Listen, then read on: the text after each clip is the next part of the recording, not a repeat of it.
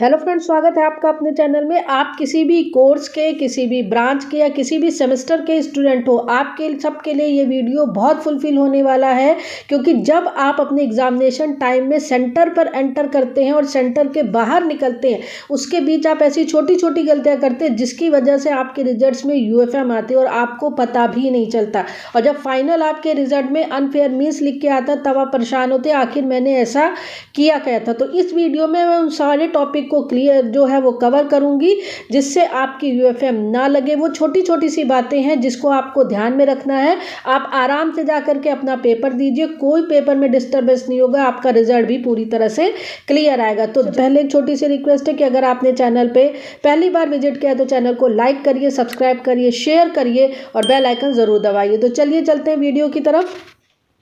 जब आप इंस्टीट्यूट में एंटर करते हैं तो वहाँ भी कैमरे लगे होते हैं और जिस रूम में आप एग्जामिनेशन दे होते हैं वहाँ भी कैमरे लगे होते हैं। वो सारे कैमरों का कनेक्शन जो इंस्टीट्यूट के जो सेंटर ऑफ एग्जामिनेशन कंट्रोलर होते हैं उनके रूम से अटैच होता है और वही जो रूम कैमरा होता है उसका मेन अटैचमेंट होता है यूनिवर्सिटी से। तो बहुत से लोगों की निगाह आप पर होती हैं। ओवर स्मार्ट मत बनिएगा कि मैं कुछ भी कर लूँगा और किसी को कुछ पता नहीं चलेगा। सबको सब पता होता है। तो जब भी आप एंटर कर रहे हैं अपने सेंटर में तो सबसे पहला पॉइंट, अपने आप को चेक करिए और अपने एडमिट कार्ड को चेक करिए। अपने आप को चेक करने के लिए मैं इसलिए कह रही हूँ क्योंकि आप लोग जल्दबाजी में अपने पुराने पेपर को अपने पास रखे होते हैं, उसमें कुछ डिस्कशन पॉइंट होते हैं और वही पेपर लेकर के भूल से मान लीजिए चेकिंग में कोई एक दो लोग नहीं चेक कर पाए, वो आपके साथ साथ रूम के अंदर चला जाता है या मेन गेट पे ही पकड़ा जाता है। फिर आप एक्सक्यूज़ देते हैं, नहीं सर ये पुराना है, ये पेपर है। ऐसी गलतियां मत करिए। एंटर होने के पहले ही अपने आप को पूरी तरीके से चेक कर लीजिए, क्योंकि जो फैकल्टी चेक करी उनको ये नहीं पता कि किस ब्रांच का पेपर है और ये जो लिखा हुआ है किस ब्रांच से, अदर चीज़ें होती हैं। तो इन चीज़ों को समझिए।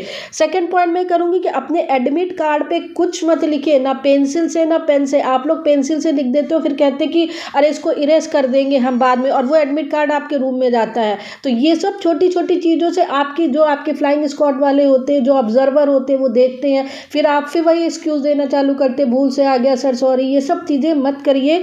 अपने एडमिट कार्ड में कुछ मत लिखिए, ना पेंसिल से ना पेन से, किसी भी तरह की चीज़ जल्दबाजी में कोई ऐसा काम ना करिए जिससे आपका रिजल्ट खराब हो। और अपने पास एक आईडी प्रूफ हमेशा रखिए, चाहे वो आपका मेन आधार कार्ड स्टूडेंट रखते तो आप अपना आधार कार्ड जरूर रखिए। थर्ड पॉइंट मैं कहूँगी कि हमेशा ट्रांसपेरेंट बॉटल और बॉक्स जो सभी एग्जामिनेशन में होता है, चाहे आप कोई भी कॉम्पिटिटिव एग्जामिनेशन देने जा रहे हो वहाँ पर भी ट्रांसपेरेंट बॉटल और बॉक्स का ही यूज़ करिए। फोर्थ पॉइंट, कोई भी स्मार्ट वॉच का यूज़ आप लोग नहीं करेंगे और साइंटिफिक कैलकुलेटर का भी यूज़ नहीं करेंगे। यूनिवर्सिटी ने कुछ कैलकुलेटर्स नंबर दिए हुए हैं, अवॉइड करिए। जहाँ पर रिटन एग्जामिनेशन मतलब कुछ थ्योरी पेपर होते हैं वहाँ कैलकुलेटर ले जाने की कोई ज़रूरत नहीं होती है। फिर सर भूल से आ गया, ये सब नहीं होते। तो यूनिवर्सिटी की तरफ से कुछ नंबर्स हैं जिस पर मेरा एक वीडियो भी है जिस आप चैनल पर देख सकते हैं। उन्हीं नंबर्स के आप जो कैलकुलेटर है वो ले जा सकते, अदरवाइज कुछ मत लेकर जाइए। और सबसे इम्पॉर्टेंट पॉइंट जिसको मैंने हाईलाइट भी किया हुआ, और ये सबसे ज़्यादा गलती यही स्टूडेंट करते हैं अपने आप को स्मार्ट समझने के चक्कर में। स्टूडेंट का पेपर तैयार नहीं होता, वो आंसर लिखते और आंसर में अपनी मेल आईडी लिख देते, अपने मोबाइल नंबर लिख देते, अपने पर्सनल इश्यूज़ लिख देते हैं कि मैं पढ़ नहीं पाया, मेरे घर में बीमार थे, मेरी माता जी एक्सपायर कर गई, कुछ इस तरह के इश्यूज़ लिखते हैं। ये गलती बिल्कुल मत करिएगा। ये पूरी यूएफएम की कैटेगरी है। अनफेयर मीन्स जो शुरू के 4 पॉइंट उनमें तो यूएफएम कितने चांसेस आपको नहीं देंगे। ऑब्जर्वर हैं वो जिस तरह से थोड़ा चीज़ें सही कर सकते हैं, लेकिन चेकिंग के समय जो कॉपी चेक हो रही है, और आप ये मत सोचिए कि कहीं भी कॉपी आपको जा रही है और किसी को ये नहीं पता लगेगा ये कॉपी आई कहाँ से। कोड नंबर जो कंट्रोलर होते हैं उनको सब कोड नंबर पता होता है कि कहाँ से कॉपी है, किस इंस्टीट्यूट की कॉपी है। चेकिंग को नहीं पता, वो वहाँ जा करके एग्जामिनेशन सेक्शन में शिकायत करेंगे कि इस तरह से कॉपी में ये लिखा गया पाया गया और आप में अनफेयर मीन्स आ जाएगा।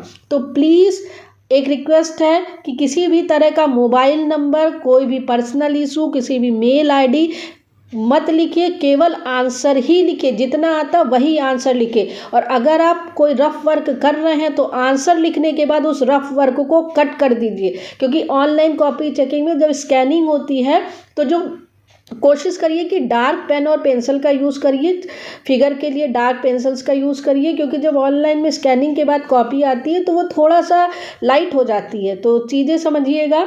तो उस तरह से चीज़ों का यूज़ करिए। और कोप की कॉपियाँ कैसे लिखनी है इस पर भी मेरा एक पूरा वीडियो, जिसे आप आई बटन और एंड स्क्रीन, बैक पेपर में कैसी कॉपी लिखी जाए, पूरा वीडियो जिसे आप आई बटन और एंड स्क्रीन दोनों पर देख सकते हैं। तो प्लीज़ अपनी कॉपी में कुछ मत लिखिए। आंसर शीट, आंसर के अलावा मोबाइल नंबर, मेल आईडी, ये सब जो है यूएफएम की श्रेणी में ही आते हैं। तो ये कुछ छोटी छोटी सी बातें हैं जिन्हें फॉलो करके आप अपना एग्जामिनेशन बिल्कुल टेंशन फ्री होके दे दीजिएगा। कोई आपके रिजल्ट में यूएफएम नहीं लगेगी, आराम से आपका पेपर स्टार्ट होके फिनिश भी हो जाएगा विद इन 3 आवर्स। तो एकेटी विद्यार्थियों के लिए ये कुछ गाइडलाइन थी जिसे आप अपने आने वाले इवन और ऑड साइन एग्जामिनेशन में यूज़ करेंगे। और मैं पूरी तरह से कॉन्फिडेंट हूँ कि ये पॉइंट्स यूज़ करने के बाद आपके मार्क्स में बढ़े ही बढ़ेंगे और किसी भी तरह की टेंशन नहीं होगी। लेकिन मार्क्स बढ़ाने के लिए आपको पढ़ना भी पड़ेगा। तो this is the latest update. For more update keep watching, subscribe the channel, press bell icon and join Telegram channel. Thank you very much.